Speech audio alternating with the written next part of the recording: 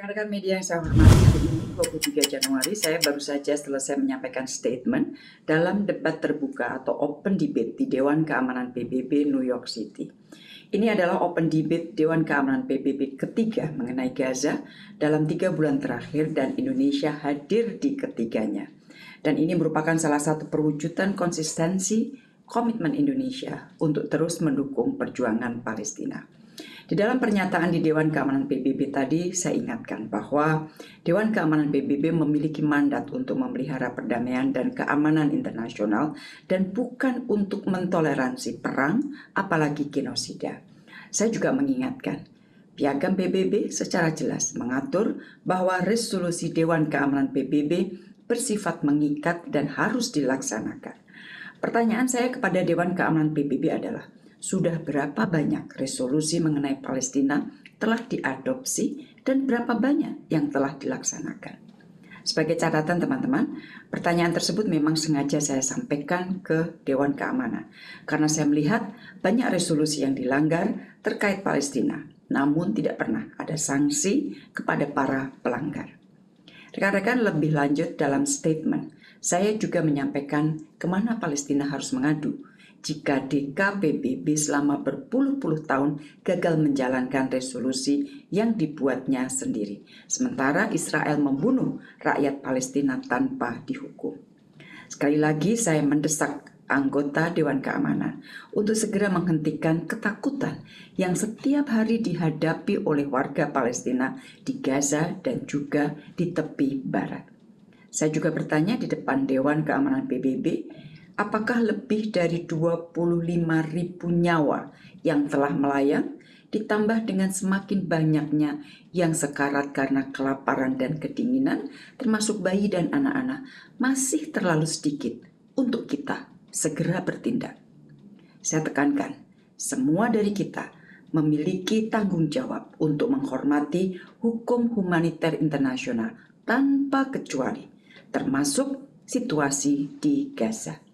Lebih lanjut saya sampaikan, tanggal 18 Januari lalu, Perdana Menteri Netanyahu menyatakan secara terbuka Israel tidak akan mengizinkan negara Palestina untuk berdiri.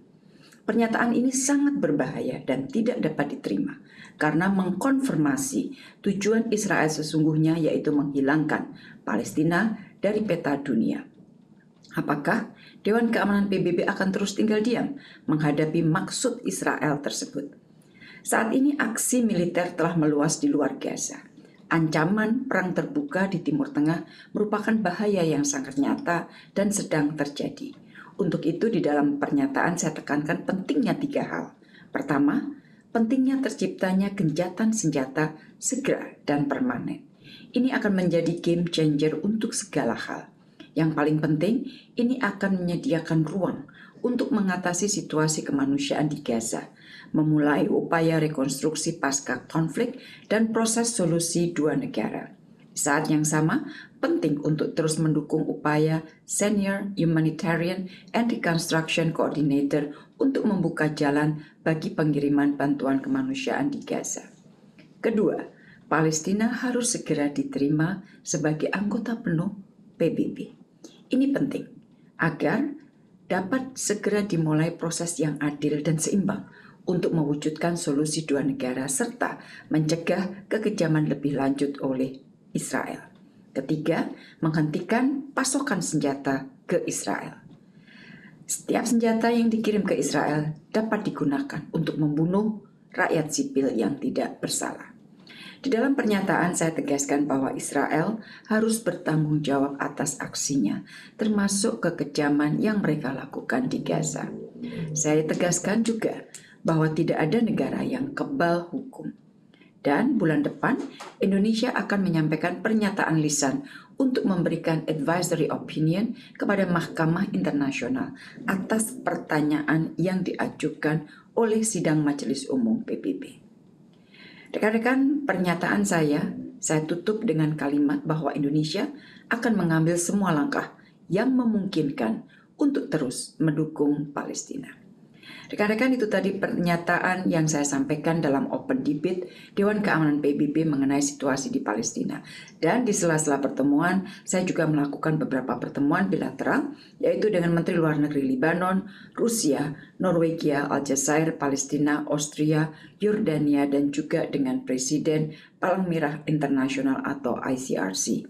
Pertemuan bilateral utamanya membahas situasi di Gaza, termasuk mendorong gencatan senjata segera dan pengiriman bantuan kemanusiaan. Dengan Menlu Rusia, saya bahas juga mengenai kerjasama ekonomi dan kita berkomitmen untuk mempercepat negosiasi FTA antara Indonesia dengan Eurasian Economic Union. Dengan Menlu Norwegia, saya bahas implementasi kerjasama Just Energy Transition Partnership. Norwegia telah berkomitmen memberikan dana sebesar 250 juta US dollar melalui Norfund. Saya juga apresiasi Norwegia yang mengakui upaya Indonesia dalam mengurangi deforestasi dan penggunaan lahan. Dengan Presiden Palang Merah Internasional atau ICRC, saya juga membahas mengenai upaya kemanusiaan di Myanmar dan Afghanistan. Demikian rekan-rekan hasil kunjungan saya ke New York, dan setelah pertemuan malam ini saya akan langsung terbang kembali ke Indonesia. Terima kasih.